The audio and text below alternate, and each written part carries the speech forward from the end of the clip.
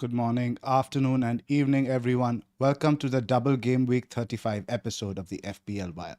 I'm your host, Zophar, and I'm joined by my co host, Lateriser. How's it going, buddy? You're my host Zophar, who's now in the top 10K. Let's celebrate that. 7.5K now, not just inside the top 10K, well within the top 10K. Congratulations, Zophar. How does it feel? Thanks. Thanks.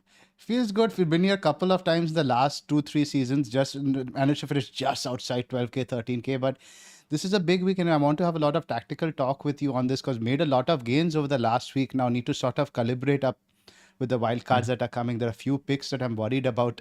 Somebody who I shat on a bit in the last pod with Prus might be coming into my team for a hit. I was like, why is just for everybody's context, right? When we were discussing who should be on the thumbnail for Pras's wildcard pod, both Pras and I were like, it should be Bruno.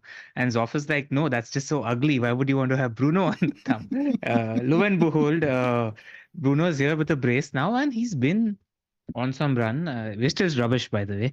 That doesn't change as a fact. But man, since the time you and Pras, by the way, great episode that with Pras's wildcard draft. It really got my brain running in terms of how I should, structure my wildcard, where I can go different, etc. A lot has happened since Monday in terms of picks that we shouldn't consider. Tell us about your free hit, man. What worked, what didn't, what regrets. I mean, most of it worked. The only two guys who really blanked were Salah and Darwin. So the only real 50-50 I think there was between the Arsenal double defense and the Liverpool attacker, which really worked out. Kai got the brace, which I very much expected. Quietly celebrated because it's weird, right? Because even Garnacho got a brace against us earlier in the season. He came off the bench for me. Havertz got the brace. So it's weird celebrating these as a Chelsea fan. Like, it's not a celebration. It's like a quiet fist pump, just like, okay, fine. You sort of feel bad about it. It's like betting against your kid in a sack race. You know he's going to lose, but might as well get some money off. I mean, you're the king of emotional hedging, right? Every week I know that there is something or the other happening to make sure that you aren't having a terrible weekend. I probably need to take a leave from that because I've had a few shit weekends this season. So I need to probably learn from that. So that all went well, really. 132 is much more than I expected. And it sort of feels good because, the period between 25 to 30 was really trying for me. As an FPL manager, I took 5 consecutive hits. And, for me, the style of it, I usually can count the number of hits I take in a season on one hand. Yeah. So it sort of feels glad that, that strategy which we both of us decided that 29, there isn't the appeal. Obviously, the response and the variance to it has been a bit extreme. But we rarely take credit for certain decisions as an FPL managers. But I think we read that one right. Obviously, we've been rewarded on an extreme level. Yeah. Also, see, I mean, there are various caveats to everything, depending on your team, depending on where your structure is. I was, in fact, in a much worse position than you and Pras also. I had to take much more hits, etc., etc. The entire thing is, and this is just substantiated in terms of floor protection in a week where you have 7, 8 players that might not keep good versus ceiling chasing. And it's just in tune with the style of FPL that at least I definitely always want to play, which is ceiling chasing, right? I was talking to our friend Jazzy, and he was like, a lesson learned even where I didn't hit the Trent pick. I didn't go for it because I'm trying to practice paying a lot more attention to minutes, etc. as well. I'm trying to practice and get in place for next season in terms of just some rules that I want to have in my season. I couldn't believe that you didn't, to be honest, that you went for a double Liverpool defense, especially considering how they've been. Trent felt very you. Yeah, it's just a little bit of a philosophical place, right? I mean, as FPL managers, it's about there are predetermined notions that you have before you go into a game week. I'm having 3 or 4 places. Normally, 5 years ago, I would have bet against Saka in such a week. But I'm of the opinion that no, I want to start paying more attention to penalties. I want to start paying attention to expected minutes, and I want to find a little more balance. I still want to have a few punts in my team, but I think this is just practicing for early next season. I had a nice week myself, as a captaincy came through. I think a little bit of a conversation needs to be had. By the end of it? 130. Solid. Yeah, 130. The SA captaincy came through, and I was at stupid rubbish rank of 750. And this reminded me of the previous seasons where I used to be good, right? Where it led to a jump from 750k to 375k. It pretty much half my rank. When I used to have those really good seasons, I used to hit like 6 or 7 of these under 100k game weeks. Where the 5-digit game week ranks.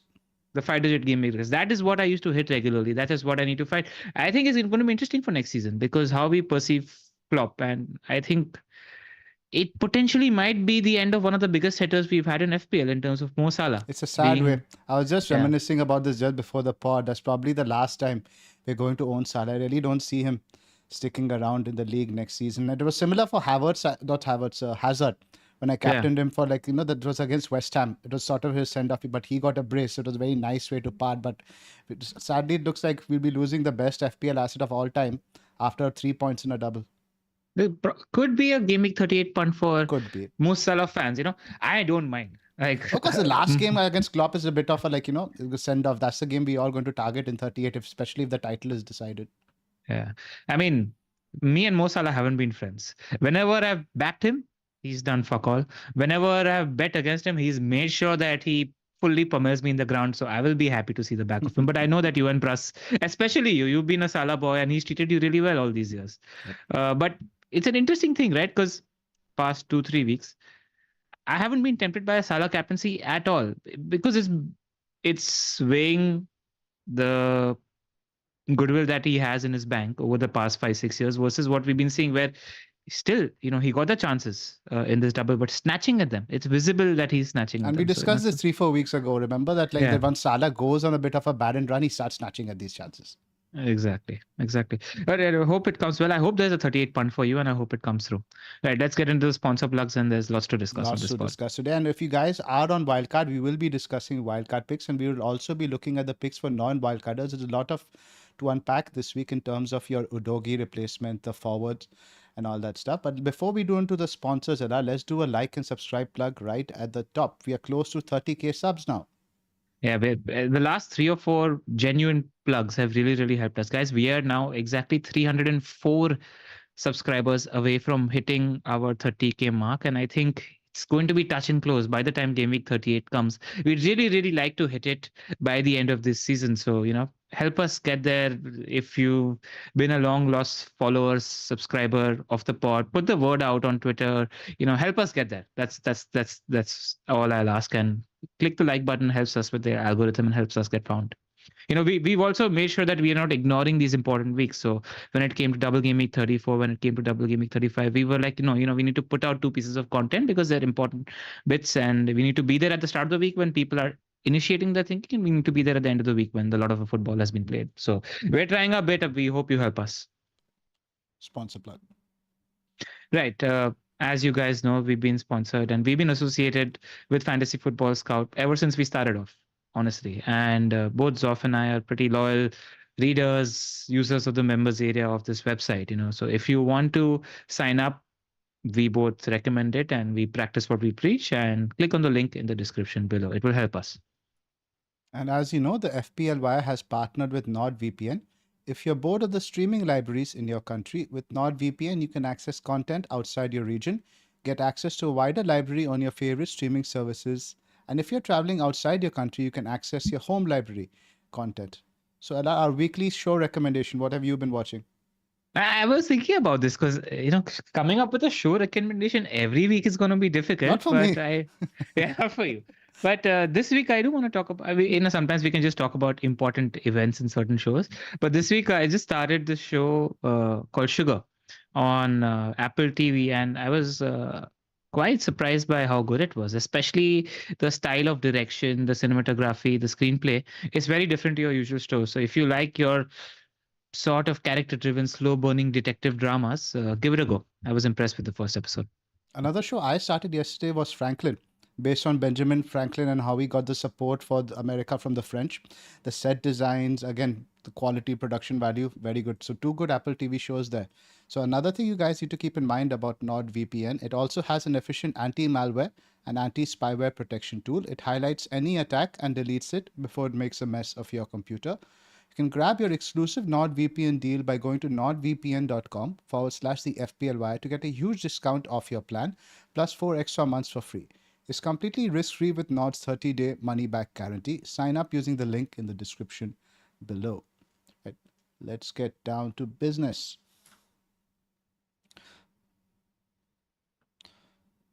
The second last double of the season. I do want to say, something next season, if you guys following the pod haven't really followed the news recently, now what they're going to be doing next season, the FA Cup fixtures will have exclusive weekends, which won't mean those blank fixtures which we've been seeing for certain teams. There will be doubles, but they will be A, very small doubles, and B, less frequent, I think. I think that maybe just one or two. Yeah. What do you think And about this? no, I have mixed feelings about this. Like, because I think the last game week, people have sort of been saying, oh, the last season doubles are overrated and stuff like that. But we've seen people make up 70, 80, even 100 points in their mini league this week. Are you going to miss this? no, I'm not going to miss it.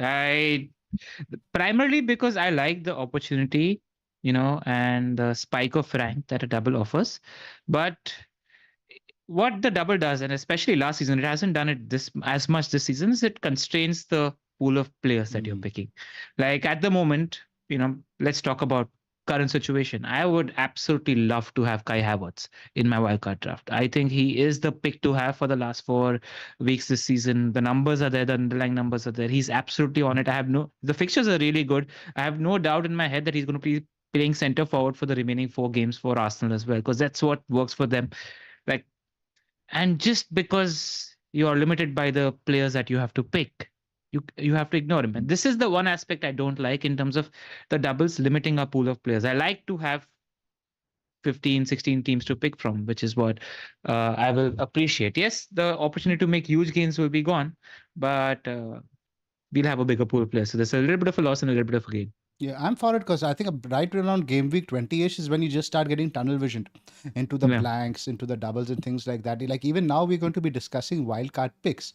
And whether Yeah. we like it or not, they are going to be confined largely to the teams that double in 37, teams who double, who have two doubles now for the next 4 weeks. So it does definitely limit it, but I'm going to miss it a little bit as well. There's a lot of reminiscing about some of the big ones we've had the previous seasons. I was around for the Rooney 32. Yeah. I think Mateta's, I think the third highest score ever by double. I think Kane came second with the 31. Yeah. I still won't rule out us having a few double game weeks, because So we will probably have Premier some League random works shit in will weird happen. ways. Yeah. So you never know what might happen. We had the Queen's death leading to some unexpected doubles last year. So you just never know what's going to happen. Not like the weather's getting better any time soon. Anywhere, So anywhere in the world. Yeah. anywhere. So yeah, you never know. Never say never. Cool. Right. So let's talk now about primarily the two teams that are doubling this week. Let's start with Spurs rather than Chelsea. I think there's a bit more to unpack there. It's interesting, right, about Spurs, because I was listening to Baker's pod that he did with the Extra Inch guys as well. Highly recommended for those wanting some insight on Spurs. The good thing is that we've learned that it's likely that Pedro Porro is in training.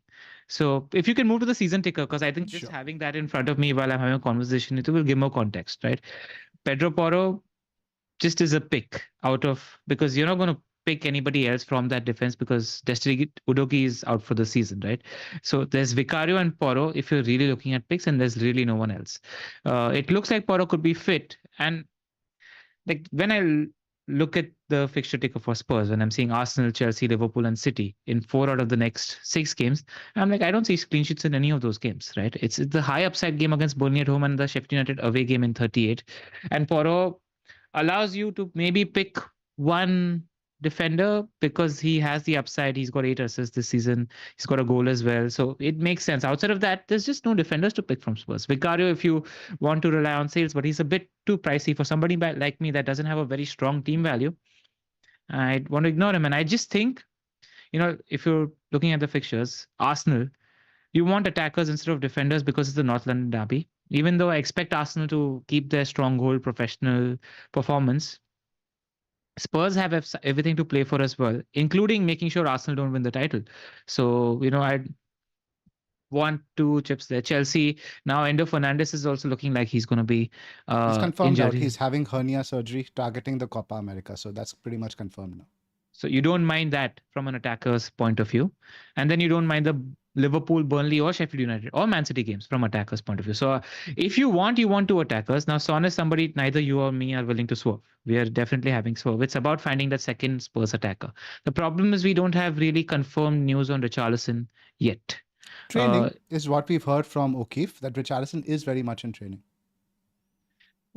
I think it's between two picks at the moment. I think it's, and maybe if you were considering Madison for the guaranteed minutes, Brennan Johnson is the one who's been getting the big chances, right? When it comes to Spurs, his underlying numbers are really, really encouraging. This is XGI for last 6 matches. If you look at this, Johnson is sixth amongst all outfielders when it comes to underlying numbers when it comes to XGI. He's but the thing is that a lot of these chances are because he's got a good relationship and understanding with Timo Werner. Timo Werner makes sure he passes to the back post, and Johnson is always there at the back post or the near post to get that big chance in front of goal. That's what I like about Johnson. Still competing for minutes with Kulusevski. He's still competing for minutes with Werner as well if Richarlison, which is an additional attacker, comes into play as well. But at the moment, he looks like the favorite. And if I am getting a third Spurs player outside of Porro and Son, it looks likely that it could be Johnson. My mind could change if Ange says very positive things about Richarlison. Let's discuss all the picks, I think, one by one, because I think this deserves a lot of consideration. Because keep in mind, Spurs guys aren't competing with just other Spurs picks. You're also competing with picks like from other teams who have a good single fixture this week, like a Gordon. Yeah. Like somebody I was speaking with around with Russ earlier in the week about that. It's easier, I think, to accommodate obviously the forward spot because, again, I'm not that convinced by Nico Jackson. Werner is easier to accommodate because we all have the third forward spot dilemma, and especially guys like me who are already tripled up on Chelsea. It pretty much comes down to Werner, Højlund, or Joao Pedro. So again, like, with Werner, you see his data over here. The goal attempts, he's had a similar number as Brennan, but I was having a look at the stats area. I think Brennan's XG per shot is something like right there in the top 3 in the league. So the quality of chances he's getting is always like, very close to goal, the tap-ins. Yeah. And that's not the case with Werner. If you beautiful mind what's been happening with Spurs, it's that they're creating the chances from the left flank, and Johnson being Johnson is the runner. He's making sure he's in the center of the box available. He's really pacey as well. What is his weakness? He's not really able to hold play. Now, if you saw the games and the fixtures that we saw, like there are a few things that are playing on my mind. Something they mentioned on the podcast that Baker did as well is 4 of the games are against tough opposition.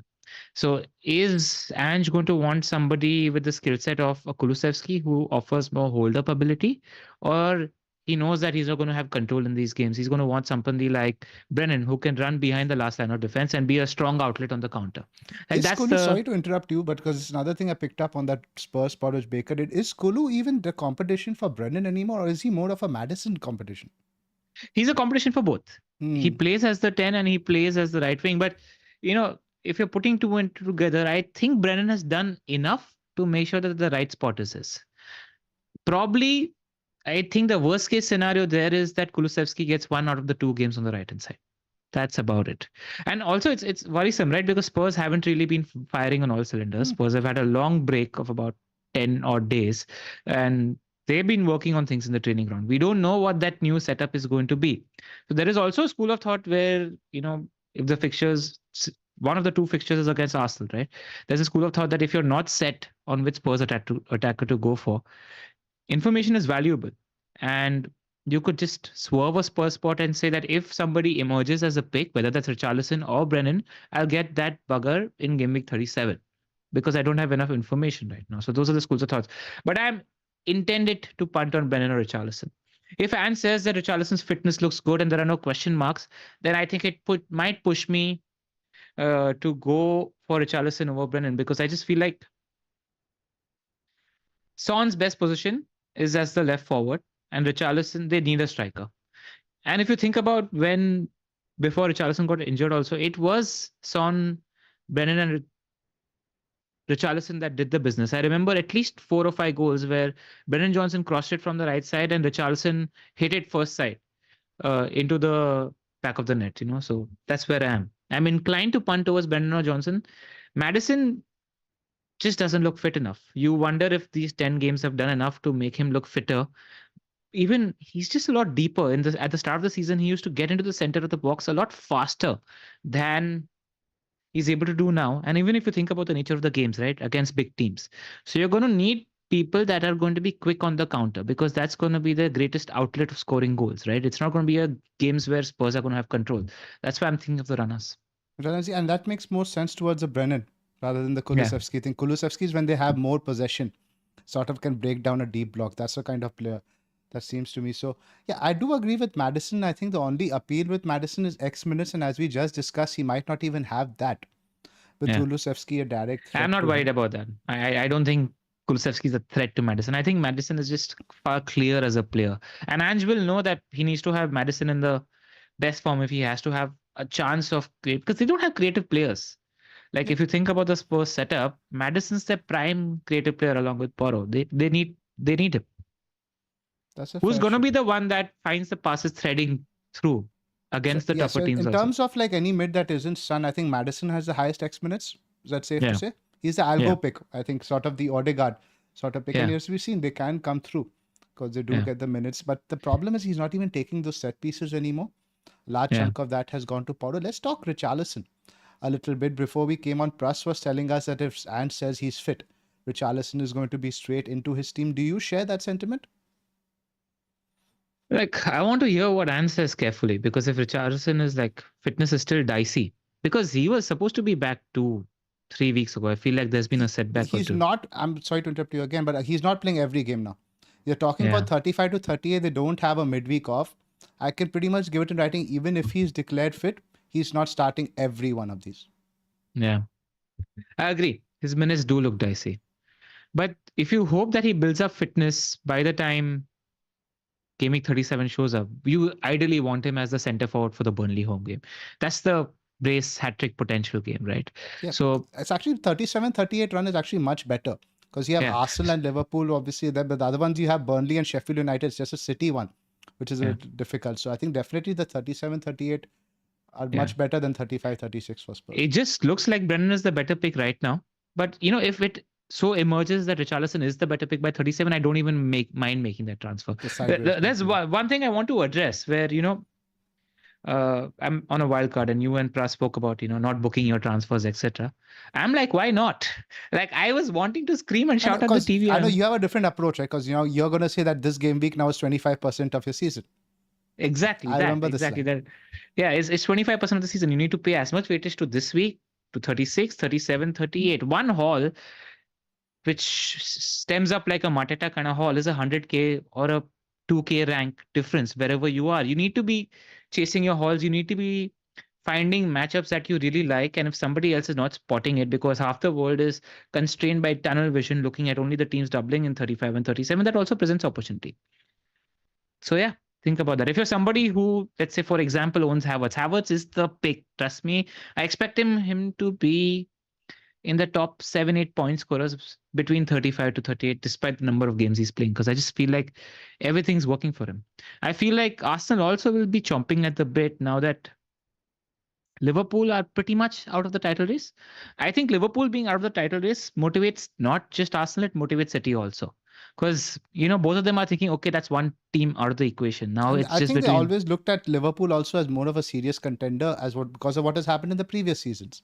Exactly now. So it's chomping at the bit. And it's even the psychological thing, right? Arsenal are 4 points ahead with City playing 2 games, but that does create pressure.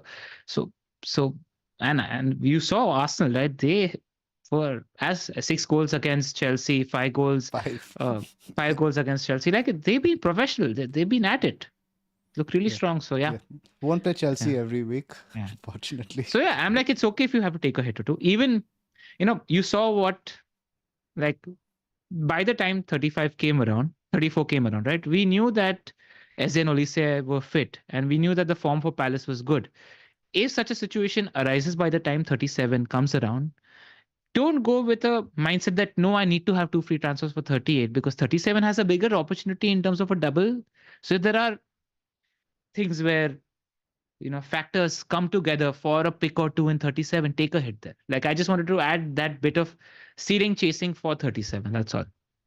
That's fair enough, because that's what Pruss was advocating, getting a Spurs mid this week, then swapping him out for a Gordon the week, etc. after. So I do understand that. I guess it does depend on your style as a manager. So Spurs mids, let's just do a quick ranking before we move on to while we're talking philosophy also, right? Like, if you think about historically, 37 is a lot less random than 38.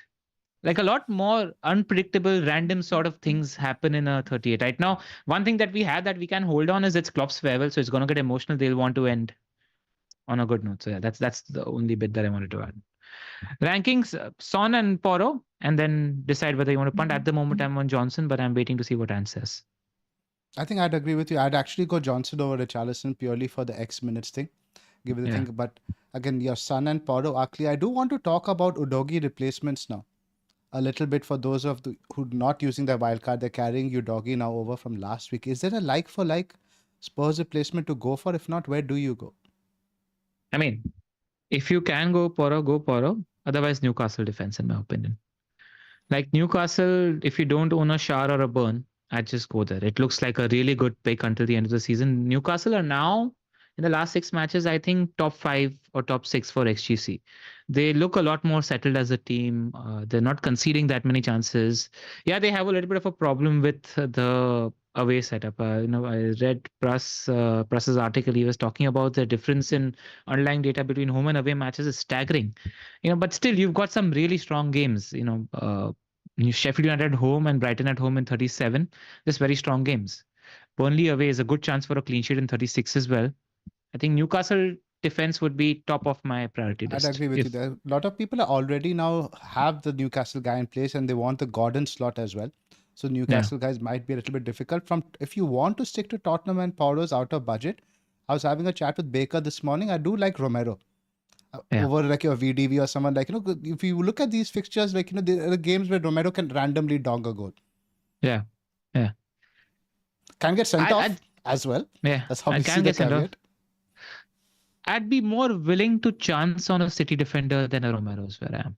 It's just that I'm picking Poro because... Actually, but who is the City defender again? I had a chat with Luke Disable. Shout out to Luke as well. He said that it's one of Diaz, Guardiola, or Walker. And even then, all of them could randomly miss one game. But that's good enough for me. The only thing that I had an issue with was, that Forest away, good fixture for clean sheets. Wolves away, good fixture. 38, West Ham at home, good fixture. It's the 37. If you're sitting on a bench boost, Fulham and Spurs away don't really... Yeah. Last home games for both those two clubs. Yeah, so don't scream out to me like clean sheet fixtures. That's the only thing. And I like having more eggs in the attack basket if I'm looking at Fulham and Spurs away in 37. But, if you can't find your way, I think City defender, Guardiola, take a chance. His underlying data in the last 6 is actually really good. Yeah, okay, he might miss one game, take that on the chin. If you want to be safer, I actually don't think Ruben Diaz is a bad pick right now. Yeah, but lowest upside, and another defender I do want to talk about is John Stones. He is in the squad and he is back on training, and nobody seems to pick up on my Stones and Glass like the reference over there I tried to make. But either way, so I do think he could again start, and I don't know why I just seem to have memories of Stones scoring quite often, especially in a double or something happening with that. So I don't mind the John Stones pick as well if he starts today. The problem is he might not start the Wolves fixture, which is going to be close. It's a Thursday, Sunday turnaround again for City. But then after that, if you're looking to buy around 37, I don't mind Stones as well. Because I think he's pretty much in terms of what he offers to the team with dropping in midfield and things like that. It's quite unique, right? Yeah. Like that is the beauty of information, right? Like, you don't have to predetermine your 37 team fully. Like I'll talk about it when I'm creating my wildcard draft in terms of how flexible you can be. And you can even sell a double for a better doubler by the time 37 comes around. If circumstances lead us and point towards John Stones by the time 37 comes around, buy him then. At the moment, it's sketchy, like you mentioned. Right. So I think that's about it. I think potentially you could even look at an Everton guy if you're looking at just 37. I don't mind. And if you don't, and a lot of people still don't have 3 Arsenal slots, could not or would not have 3 Arsenal slots, or maybe are looking to shift to Saka. Rightly so. At this point, buy an Arsenal defender. Like Ben White, I think now it's pretty clear that White, Saliba and Gabriel are going to be playing the remaining 4 games. It's just 4 games. They just have the title to fight for. Can go there if you want to chase some attacking upside also. Because 2 games are really strong, right? The Bournemouth and Everton games are games where you expect Arsenal to have a lot more control. What has changed about Ben White is Odegaard's form. Odegaard is not dull anymore. Do you remember when we used to make the dull Ben White jokes? Yeah, he's not dull anymore, man. It's like the White Knight just does it, and I'm telling you, it's got a lot to do with Odegaard's form. Odegaard is at the absolute top of his game. He's a part of the triangle with That Saka pass to and Havertz. Odegaard, right? Like, you and I won't be surprised if in the home game against Bournemouth and Everton, White gets 2 balls through, which he lays on the plate for whoever's in the center of the box. So there is upside potential there. So I don't mind going there. Fair shots. I think that's about it in terms of the Spurs chat. Let's move on to Chelsea now. Yeah, Baker's been in the chat, and there's a lot of obviously uncertainties about the availability of Chelsea players. He informs us that Palmer has been spotted back in training. thank God. There was some Yeah. rumors that it was an injury and not an illness, but so that is confirmed that he should be fine now. He says Gusto and Reese have been seen training outside. He doesn't know whether it's individual or with the team. That's again quite positive because if you imagine that Gusto, worst case, he even misses Villa, he should be back for Tottenham and should be back for the fixtures after. So if you have him, it's quite an easy hold because again, there's no very limited options where else you can go in the Chelsea defense. I was having a look at the numbers this morning. If Gusto, let's say, is out, the only other one you really probably could consider is Disasi.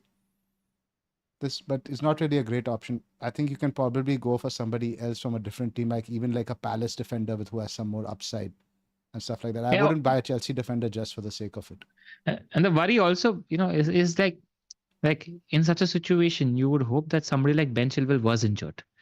He's in and around training, etc. So you could go for a pick like Cucurella, for example, if you had to. The problem is Chilwell is hanging around, so the minutes surety isn't there for anyone. That's why Petrovic and then maybe Gusto, because Reece James is Reece James. That's about it. But again, with Chelsea, right? Like when I was building the wildcard, the toughest thing that we had to do was picking the defenders. Like, because you're sort of filling slots, doing a horses for courses thing, because there's enough picks in attack. And even when you look at Chelsea, right? Villa and Spurs, you don't mind your attackers against both teams. West Ham, Forest, Brighton, and Bournemouth. Like all of them are pretty much in the bottom half of the table for XGC, man, this season. So you don't mind having pieces of attack against these teams if you're looking at Chelsea until the end of the season. That's why End Out Jackson is popular. I don't know, man. About that. Just about to say you're having pieces of the attack, but if that includes Nico Jackson, it's a tough one. There are two schools of thought, right? Like I feel like if you want to enjoy Jackson as a pick, don't watch Chelsea games. Like, because if you're going to watch the misses, it's going to be playing on your mind as well. That's actually happened between both of us because I haven't seen the Chelsea games. I've just seen like the highlights. I've seen the underlying numbers. The numbers are staggering. Like he's higher non-pen XG than Palmer last set. And he's fifth amongst all forwards for XG per 90. And everything aside, yes, his underlying data, etc. He's got 10 goals this season in the league. Like 10 goals for any striker isn't a small number. So it maybe comes down to perception adjustment if you're picking Jackson, because he's playing defenses that are obliging. He's getting chances against much tougher opposition anyway. You'd think that he'd continue getting those chances at that rate anyway, and you hope that he finishes 15% of them instead of 5% of them.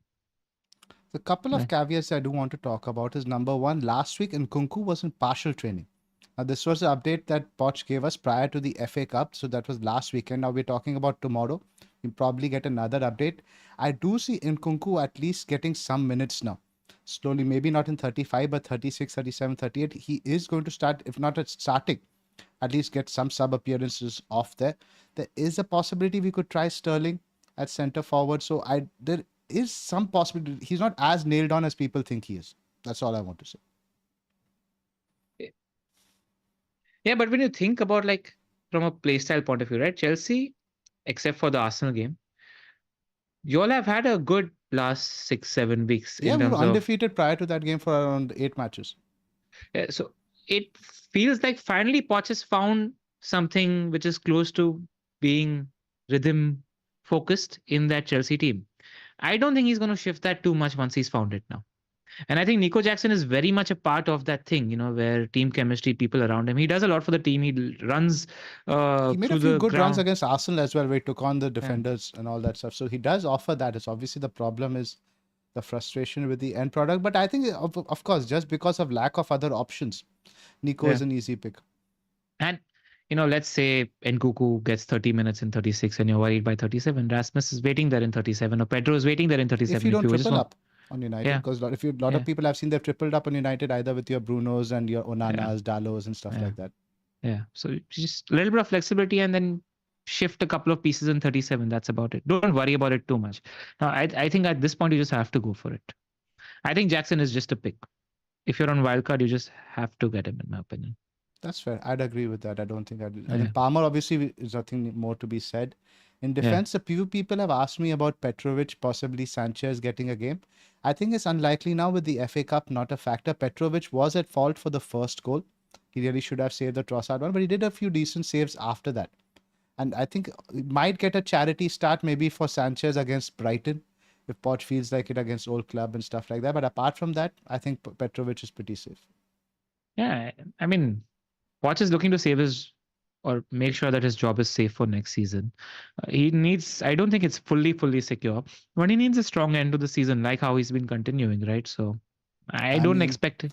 If Roman was still a Chelsea, I think owner, I can guarantee you, no matter where in the world he was, no matter what our position was in the league table, if he lost 5-0, next day sack. Yeah. Just at that performance. So I do miss that a little bit. I'm not happy with Poch, man. Anyway, fair play. we digress. The biggest mistake with Chelsea, in my opinion, was getting rid of Tuchel. Like, I think you all were onto a good thing with you Tuchel. guys might get him next season. We'll talk about United another time in terms of manager, because this is a long together. Yeah. So Chelsea, I think that's about it. There are no other midfield options you can consider besides Palmer. I want to flirt with Mudryk. Like, he's do not. I don't know what is this thing with your blonde rubbish players you have, but please do I am not getting him. I just wanted to know what you thought about him, because lots of people watch this podcast because you're a Chelsea fan, and just people who are flirting, we should at least throw names into the hat. Not at all a consideration. No. Please tie Raki. No flirting. Stay away. Okay. And what happens now that Endo is out? Gallagher moves deep with him, and one more attacking slot opens up. You have Chucky who might play over there. Gallagher probably goes a bit deeper. Yeah. I wish like Gallagher was more attacking. You could like even see Palmer in 10, Gallagher, and then one of the wingers move to the right, Sterling, etc., etc. And what's his name, Madueke. Yeah, is Madueke a pick at all? After that whole penalty incident, I can't recommend any other Chelsea mid. Even Jackson, I still haven't forgiven him for that. I mean, if I was a Chelsea fan, it would be a lot more painful, right? Because there are games you legit want, especially that FA Cup, right? Like that double chance in 10 seconds. It becomes difficult. As a neutral, the Arsenal chance, what is he doing with his hand over here? It's like say Hindi movie start step out. It was funny watching you say, and I could like. It's in life, it's generally difficult to picture you as an animated dude, right? And when you told me like that, you fell on the ground, and I'm like, what are you doing, Nico? It was something like I've never imagined Zoff to be like that, but I can fully picture why that would happen. Anyway, we digress. Let's talk about Newcastle United. Let's finish up Chelsea. So I think pretty much it's pretty clear. I think there are pretty much only 4 investable Chelsea picks. There's Petrovic, Gusto, Palmer and Jackson. Apart from this, I think just don't invest in Chelsea. Look for picks elsewhere. Agree. And I think you'd rather have a double up in attack than defense. Looking at that fix. Easily. Yeah. I think you can possibly even ignore the defense completely. Yeah. But thing with Petrovic is, right, he comes at a good price. So you don't mind this. Yeah. And I think he pretty much gets the same points as Vicario, because I think Burnley and Sheffield United will both score as well. But at least there's hope. That's all. Yeah. Correct. Right. Manchester United is a team I want to talk about in detail, because they're a big one now for somebody like me who's now looking possibly to align with the wild card. It seems that Bruno now, after his haul, is really going to become the flavor of the month. He seems to be the most transferred in player this week, with Salah making way. Talk to me about Bruno, because from what the draft you sent me, spoiler alert, it's got KDB in. And you've always been the Bruno fanboy. I remember even a few seasons ago, before a double, you shouted him out. He got 26 points when he was nowhere on the radar for everybody else. So you obviously have a good eye for Bruno. Tell me what's happening then the last 5-6 game weeks. Like a couple of games, Casemiro has had to play as a centre-back. And when he's had to play as a centre-back, it means that McTominay comes into midfield. And even when Casemiro was playing in midfield, if it's Casemiro and Upras mentioned, right, Bruno has a little more license. Also, everybody around him is that bad that Bruno has started taking a few shots. But I do want to mention that the shots that he's taking is everything that Pras mentioned, right? Holland as a striker he's very good at occupying center defenders. That's why Bruno is the Lampard in terms of the ancillary secondary runs that he makes, which But is that being said, I was looking at his shot map even from yesterday. He still didn't have a single shot in the box. A lot of the chances, a lot of the shots that he's taking are from outside the box. He's been on this hot streak. 3 goals were penalties, and 1 goal was a worldie from his left foot, 30-yard. That was yesterday, and then Sure. also against Liverpool was the mistake which he capitalized So, on. it's like, so this is Bruno, right? He's streaky. He has an uncanny habit of finding himself in points just because of the class of the player and the technical ability that he has. But it's not guaranteed. If you're getting him, he could. And penalties. Like one thing that, like, why was Cole Palmer a great pick at the start of the season? He won like 4 penalties in 5 games. Why was Saka so great in the middle of the season, despite having poor underlying numbers? He won 2 or 3 penalties in a row. Penalties change perception. Like, that's really important. We have players who are capable of winning penalties. So, A, that's in his favor. B, expected minutes is through the roof. 94 minutes every game, all game. And then he's Bruno Fernandes. He's going to create chances. What I like, though, is that if Rashford continues to stay out, even though Anthony's playing on the other side, I feel like it somehow improves Bruno's creativity. He'll start looking for Rasmus a lot more. Rasmus offers runs a lot of the times. It's just that Rashford is selfish as hell and doesn't find. And I'm hoping that Ahmad plays instead of Anthony because these guys will feed Holland and Bruno. That's about. There was in fact an article on the Athletic today where the writer spoke about how last game proved that if the United wingers and creative players are looking for a Holland, he will score goals. That's always the case. I do want to talk about the third forward spot. And before we get into that, I sort of want to have a discussion on Garnacho versus Bruno because I'm thinking of making the move. And a lot of other wildcard people who don't have Bruno, I think should also, who wildcarded early. And I asked a question in our Discord to Hassan that, like, do you think Bruno outscores now Garnacho by 4 points over the next 4 game weeks? And he replied that he's outscored Garnacho by 25 points in the last 4. So why could this not happen again? What do you think? If he wins 2 penalties, he will. If he doesn't win, he won't. Is it that simple? Yeah. One big factor in this entire equation is how long is Marcus Rashford out for? Correct. Because if Marcus Rashford is out for 2 or 3 more weeks, Garnacho on the left, his goal scoring potential goes up by 10%. 5 shots on target yesterday, 2 big chances. His goal scoring, he likes to take on his winger. And the problem with Garnacho is this like slimy little thin kid, right? So a lot of the times the shot isn't powerful or the shot goes a little wayward, but he won't stop trying till the 93rd minute. Like that's what you're going to get with Garnacho. So if you're just weighing it up in objectivity, 10% up, Garnacho's goal scoring potential goes up. His creativity maybe goes down by 5%, but you get 5 points for a goal and 3 goals for an assist when you're talking about a midfielder. So that's the thing. Then you have bonus also with Bruno, where just 1 assist catapults him right up. Now, I've got some numbers over here. This is from the Scout members area. On the left side is Garnacho, right side is Bruno. Now, in terms of the output, we already know assists-wise, Garnacho's actually got 7 assists and Bruno's got 1. That surprised me a little bit. On the right side, he's creative. His impetus, he doesn't shoot right from the right, so he's always cutting in and passing in from that side. Except against Chelsea. I think that game he might have played on the left, I don't remember. Yeah.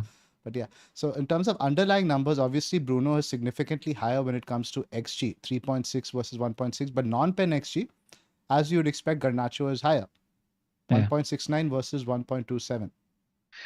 I'm telling you now, before looking at the legs page, Bruno will have a lot more shots, but a lot fewer shots inside the box. That's just generally the story. Right. Still, though, like you see, the shots on target XG non-penalty is still 3.62 for Bruno, despite having that lower shot number. It's 1.27. I see a XG non-penalty. Wait, what am I reading? No, it's correct. Have something been interchanged? I don't know. You see shots on target? Oh, I think that may be a different metric altogether. Let's ignore that. XG non-pen is 1.27 for Bruno and 1.69 for Garnacho. Correct. Oh yeah, there's a shot on target is a shot placement metric. That's exactly. Yeah, let's just ignore that. Jump ahead now. Penalty area touches obviously significantly more for Garnacho. Goal threat. See, Bruno has 23 shots. Garnacho 17 shots. Garnacho has 16 shots in the box. I expect that percentage to go up if he continues to play on the left. And the But 12 is not bad for Bruno. 12 is It's not more bad. than I actually expected. Like, okay, let's call it as it is, right? Like, because you are sitting at 7.5k, so there is a little bit of a rank protection that also needs to happen because a lot of the wildcarders are going to go for the player of the month. Right. Is it worth it? Yes, because United, Garnacho and Anthony and Ahmad are the kind of players, and Holland are the kind of players that tend to win penalties. And as much as I'd want to deny it, games at Old Trafford, there is an Old Trafford tax, and we do tend to get penalties. It's just been historically United is a team that wins penalties. So over 5 games, do I expect United to get a penalty or two? Yes. How much you're weighing that comes down to you. But Garnacho is going to improve his goal scoring potential if Rashford is out. So if Rashford is out for 3 or 4 weeks, I think about this switch a lot more than I'd think about if Rashford is fit. Then I would make The last news is he's not out for 3 to 4 weeks. From what I just heard, he was near, not too far for the last game. I think 30, we might miss 35, but I think 36-ish. He's not out for the season or anywhere near that is what I've read. Yeah. Obviously, in terms of creativity, there's no comparison. Just 5 chances created and it's 22 for Bruno. Yeah. Now, I also want to talk about the matchups. Go to the fixture list again. Right now, you're talking about United, right? Burnley at home. It's a game that you don't mind Bruno and Garnacho for, but again, Burnley slightly higher line. Who's going to run behind the I like defense? Garnacho more in this game. Yeah. Palace is a random game. I expect us to get dominated and outplayed in this game. And then it's Arsenal. Arsenal, we're going to not get that many chances irrespective. So think about the matchups also for what you're making a transfer. I don't expect us to score many goals against Crystal Palace or Arsenal, which is why I currently have KDB over Bruno. Interesting. Yeah, I think that is very much an option. And I don't think you can dispute that in isolation, Bruno is the better pick. Yeah, you can not dispute. Also because Bruno is just the better shooter, the better passer. All of that comes into play. The X minutes always in a double just appeal. Yeah. I think I'm going to do the move. I'm pretty set on. We'll talk about my team a little bit later. But let's talk about the other options, primarily Højlund now. For somebody like me and a lot of others who already tripled up on Chelsea, is somebody like a Darwin to a Højlund an easy move? I think Højlund's a good pick. Nailed on for minutes. He's going to start all the 5 games, in my opinion. He's going to be playing center forward, and he becomes even better if Rashford remains out. I think he's a good pick. His underlying data was worryingly bad. I think he averaged non-existent. But he's in the center of the box. I was telling you guys after the cup game that he was one of those guys who impressed me. My friend Faraz made a great comparison where he said he's one of those young employees, first job, keen to impress himself. So he's always going to offer himself, always going to make the run. It's just whether our wingers are in the mood to whether be selfish or find him. That's a good shout. Yeah, your wingers are too selfish. That's pretty much the problem. In defense, let's talk about who's the option there? Dalot, Maguire, Onana. So Scout did an interesting piece where United are terrible when it comes to shots conceded, big chances conceded, etc. No, when it comes to shots conceded, but we are upper mid-table when it comes to clean sheets and big chances conceded. So what this implied is that Onana tends to make a lot of saves, and Onana has actually been pretty good when it comes to XG prevented. So by virtue of that, I don't mind Onana as a pick because even Dalot and even Maguire, the kind of attacking threat that they offer is a little rubbish. It's a little false. So Onana is a pick. We are still a terrible defense. Whenever we keep a clean sheet, it's a complete fluke. So that's about it. And except for Burnley, I don't even see us having a chance to keep a clean sheet in any other game. But it's just horses or courses. And I'm picking other players elsewhere. That's why I'm going for a double United defense at the moment. If you can avoid our defense, avoid our defense. That's what I'll say. That's the problem, right? Most of the teams we want to avoid the defense. And like you mentioned, Leicester, the team, let's go to Newcastle now. Talk about some picks from there. Newcastle actually interesting, because I'm having this conversation with you. At the moment, I'm on double Newcastle attack and double United defense. If you think about it rationally, it just makes sense to go double Newcastle defense and because they can actually defend and have a United attack. Exactly, we're rubbish. You think that Newcastle have, but then you see the Sheffield United at home game and Burnley attack away. And I'm like, I just trust the Newcastle attack Even more. Brighton have been quite poor in terms of the attack. You could see a clean sheet there as well for Newcastle. Yeah, maybe it's the smarter play is to go double Newcastle defense. And the But defenders there have are, upside, right? I think both Burn and Sher have that set piece threat. yeah, that's a good point you make. It's just Baker's on Wildcard, so I've been chatting with him the last 2-3 days as well. He shared a interview from the overlap with the me. Gordon one? The Gordon one. He spoke about how this guy is just so intense and his single-minded focus and goal is to be the best player in the world, and he wants to do everything and anything he can to get a spot on the plane to the Euro. So that's very much on his mind, man. And he's selfish, right? He tends to find himself in the center of the goal. He wants to be the guy. Isak's a pick. Let's not even debate that. But Is it a debate now with Wilson back? see, I was worried and I was wondering because I like to swerve where there's an opportunity to swerve. But Newcastle still have goals. They still want to get into Europe. Isak's fit, not showing any signs of getting tired. If it seems like his minutes look dodgy by the time 37, swerve him in 37. At the moment, get him. It's too risky. The problem is not, I think, him being left out of the team. I think that's certainly not happening. My more concern is him being shifted wide to the left with Wilson center, which is what we saw during the double last year. Yeah, but like if somebody's shifted wide, right, they can either become a winger or an inside forward. Isak is firmly inside forward. Yeah, but it's not the same. I do think the Isak hauls or the haul potential from what we saw the last 4 game weeks is slightly diminished.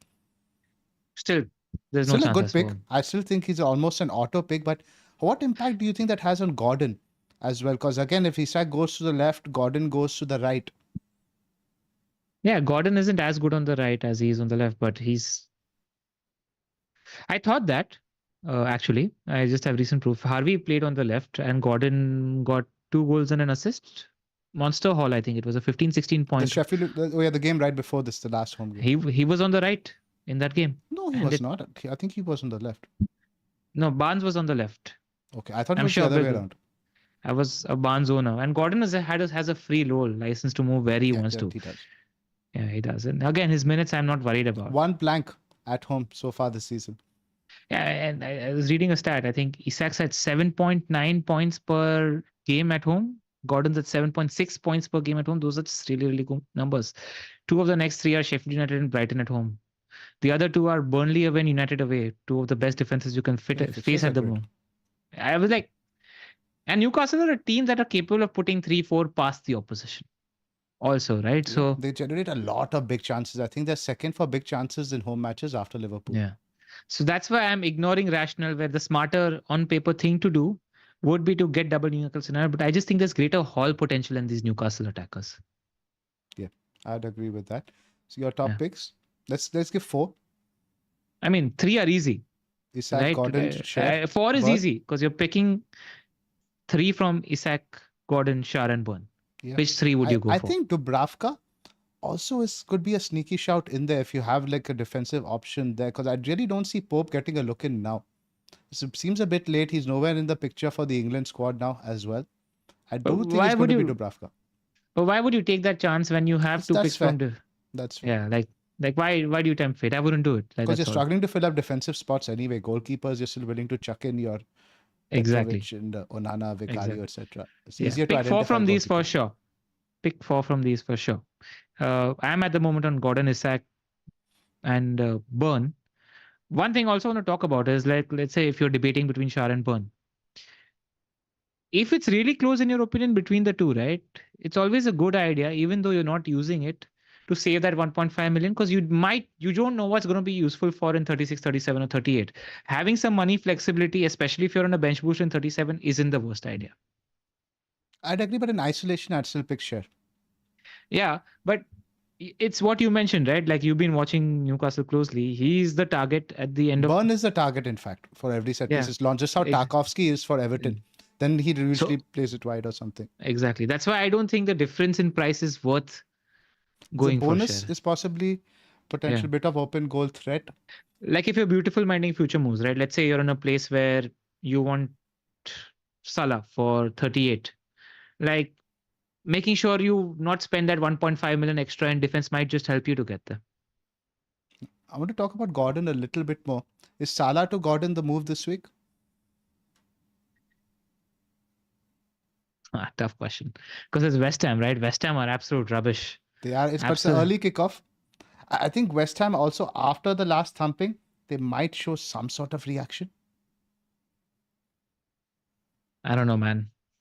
But no fence sitting. Get Gordon. Get him in place. Because you want to get a player at the start of The whole, and that's Salah's a good. similar reason I want now. If you had to go for just one, Gordon or Bruno this week from Salah, which one would you go? Man, it's tough selling Salah in your position, yeah? It really is tough. It is, but I'm actually quite willing to do it now, just based on what I've seen. That is, obviously it could punish, but I think with this fixture now, I'm strangely open to it. I'd go Gordon. It's not just me, it's pretty much the entire Wildcard 30 crowd now that has to make that decision. Either you sell your third forward this week, which could be your Solanke and Darwin, or Can you sell afford Salah? Can you afford Salah to De Bruyne? Of course. It's a I down could- move, right? You can afford, with Salah down, you can afford any midfielder in the game. It's good segue into the next team. I'd go De Bruyne. De Bruyne over Bruno. Yeah, it's like just, you know, So underlying numbers. your top three Salah replacements would be, from what I can understand, De Bruyne, Bruno, Gordon. In that order? Ish. It's tied between Gordon and Bruno. Sheffield United home, man. Sheffield United gave up so many chances yesterday. I was just looking at the Yeah. numbers. You guys had 13 shots on target. Yeah. Sheffield United home, that's a money game. Because the thing is, they pretty much abandoned now, like defending or whatever. They actually gave you guys a go in terms of attack as well. I don't want to sit on the fence. KDB, Gordon, Bruno. I think It for just me, pens. It's just pens. I'm waiting to watch KDB a little bit. And again, it'll sound like I've gone a bit about face. But I think my order would now be Bruno, Gordon, KDB. Like, so I'll tell you what the KDB thing is, right? Like, my perception of KDB just went. I woke up with a proper KDB hard on this morning. Because I'm like, Liverpool are out, man. And now it's game time. Like, it's crunch time, you know, like. It is. KDB last 4 game weeks of the season is completely different beast altogether. He just shows up, man. When it's game time, he just shows up. Like literally, if City are going to struggle to break one defense, they're going to pass the ball to him and he's going to say, I'm doing it. He's built up fitness just about enough to be fully there at the moment. Underlying numbers, everything can move aside. He is the come at the hour, come at the man guy. Very true. Like when it comes to crunch time, he's the guy that shows up. He literally is the guy that shows up.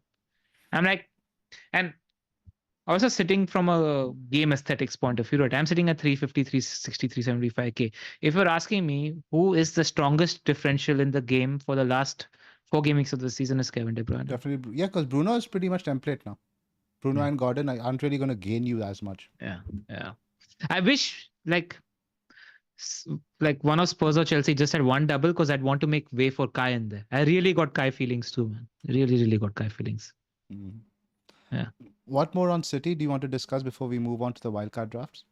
Yeah, let's discuss City, right? Like Haaland, we don't know. The news is it's not long. So he's not available now. Today we're talking on Thursday. So we can make a reasonable assumption that he'll probably miss the weekend game as well. That's 35, but he could be back for 36. If it's somebody like you, right, who's already used up the wild card, it's a non-conversation. Don't sell Erling Haaland. You'll want him for 37. There's no need to think about that also. If it's somebody like me, the equation that comes into play is that it's very easy to bench him because anybody that's on a wildcard is having a benching issue anyway. Exactly. You're benching either a City midfielder to Forest away, or benching a Newcastle attacker to Sheffield United at home. You're benching a United attacker to Burnley at home.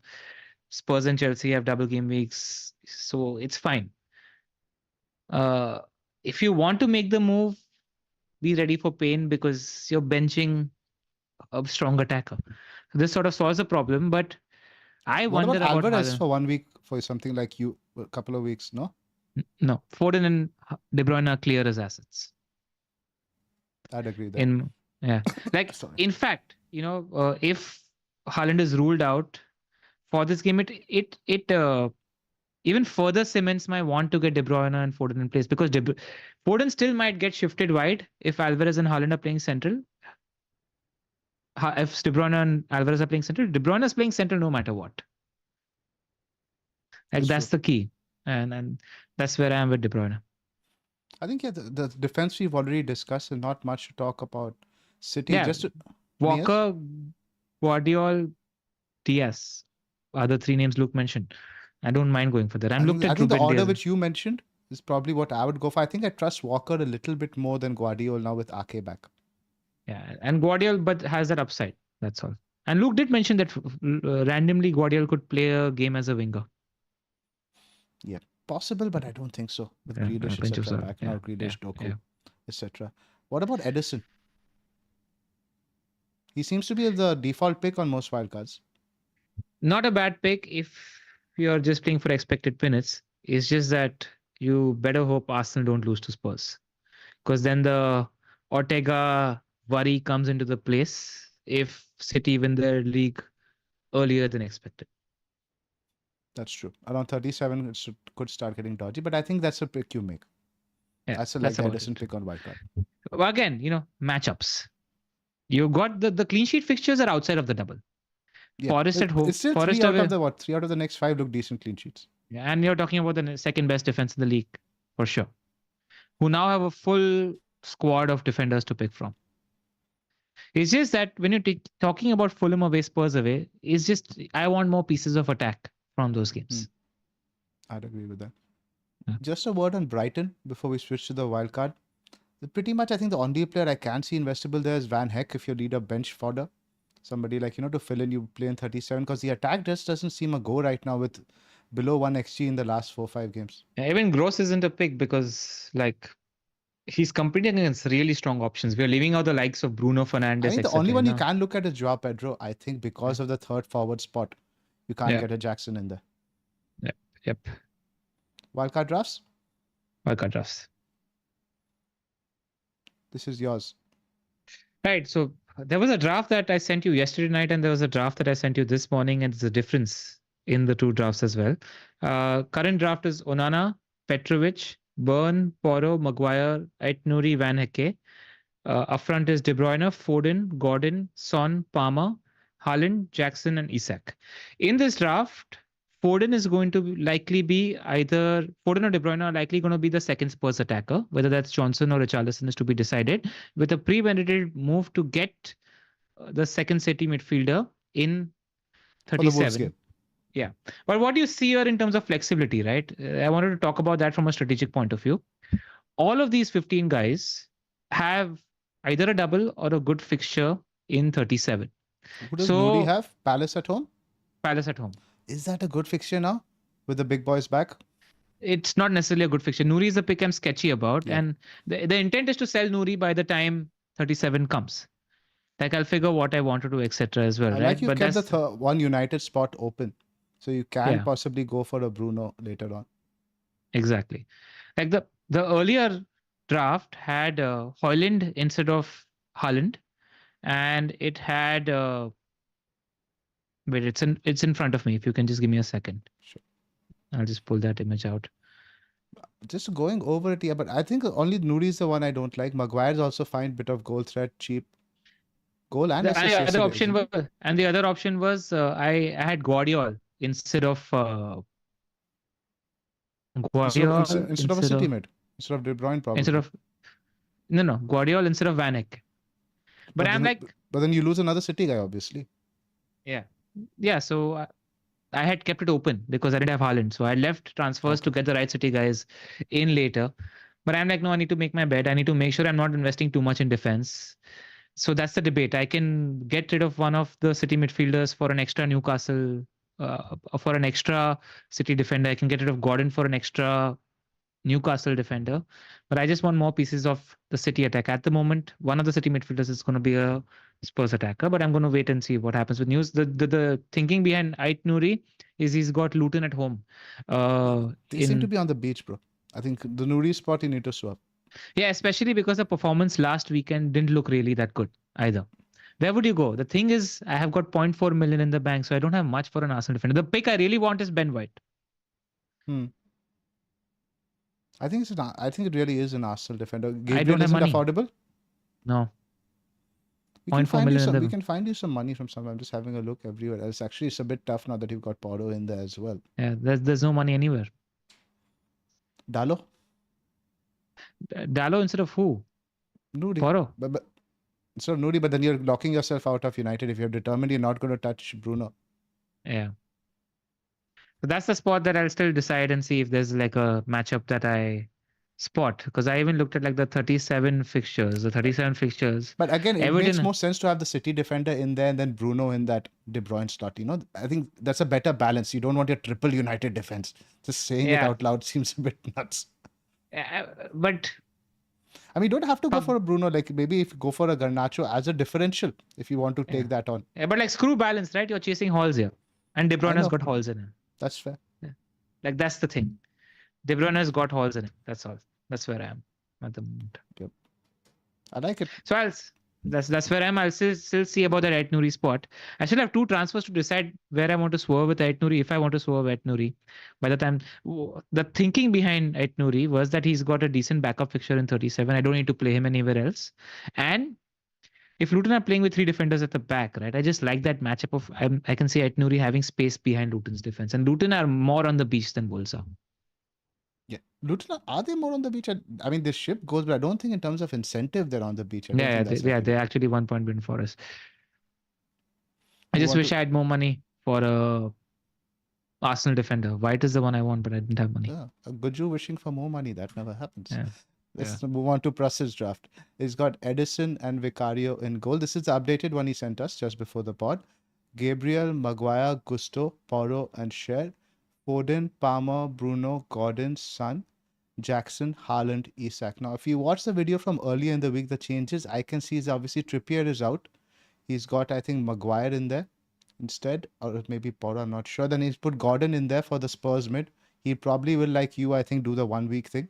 He said he's keen on Richarlison. If that's happening, probably will be for Gordon. Oh, no, it'll be for Foden. Okay, fair enough.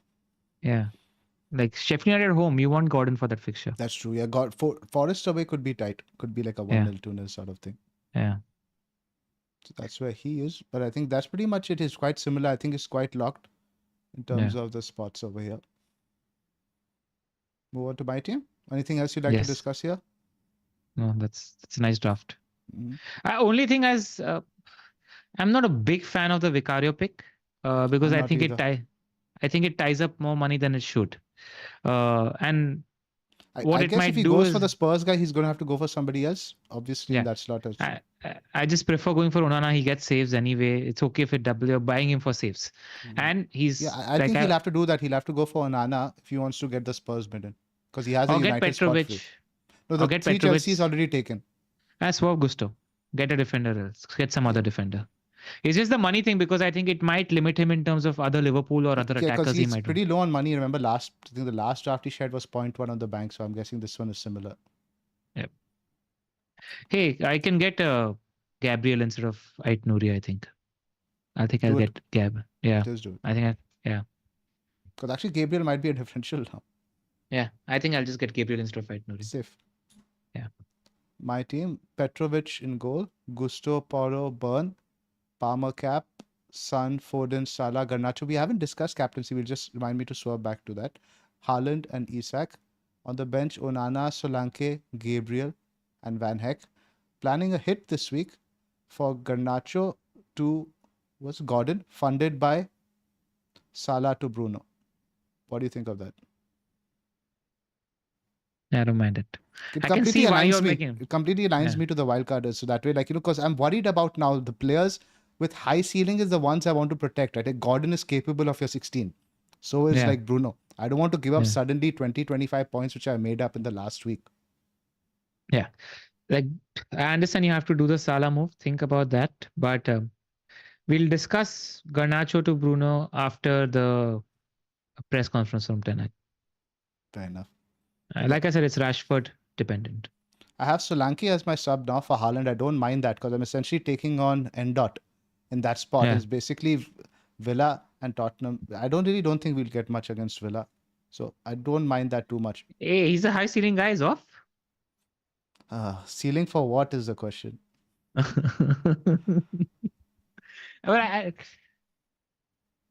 I much prefer Solanke to Jackson as a hit than I do Garnacho to Bruno. But then you have to bench one attacker anyway. Yeah, but if Gusto is out, then you could potentially make a case for that. Because then right now to get Jackson, I need to make 2 transfers. I need to free up a Chelsea slot.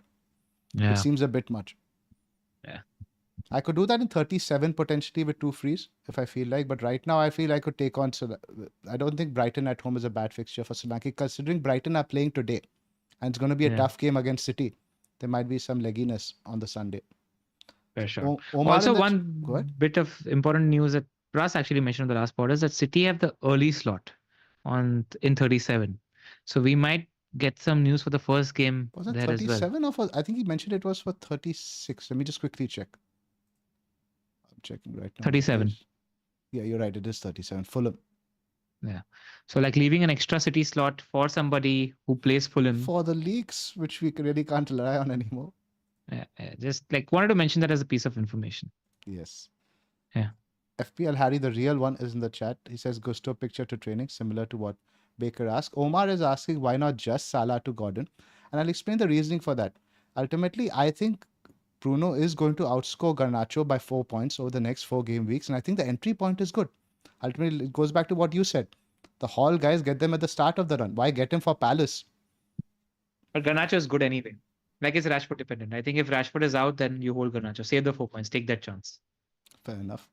Because I'm not ruling out you getting a hard on for De Bruyne after tonight. That is very much possible. Yeah. Like we are both fanboys. We are generally both fanboys. We are okay to ignore the statistics when it comes to Kev. And he's just big game Kev. He's just big game Kev. Yeah. Bruno, though, so streaky. I mean, just the vibes I'm getting after watching the highlights and all that stuff today.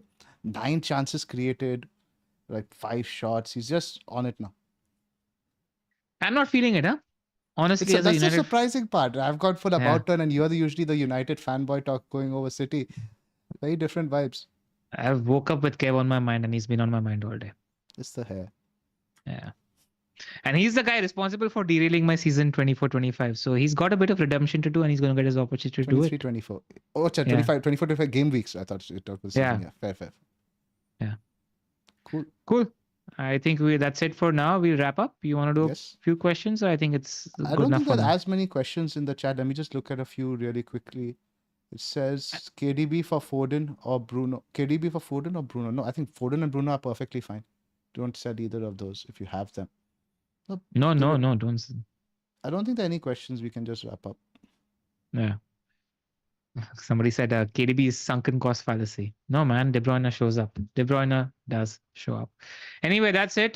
We hope you enjoyed our podcast. I hope to see you in the next week in the top 5Ks off. So good luck for that, because we don't stop now. And good luck to all of you out there, and help us get to 30K subs. We're probably around 300 subscribers away from there. So thank you. And any last words? Nothing much. Thanks for joining us. Enjoy the weekend. It's been a tough week for non-free hitters. There is some sympathy over there for you guys, but don't worry. There's a lot of time to make up ground as well. And I'm looking forward to seeing De Bruyne in your draft tomorrow. So let's see what happens. Pressers are a big thing, like you said. Cheers. Enjoy the weekend.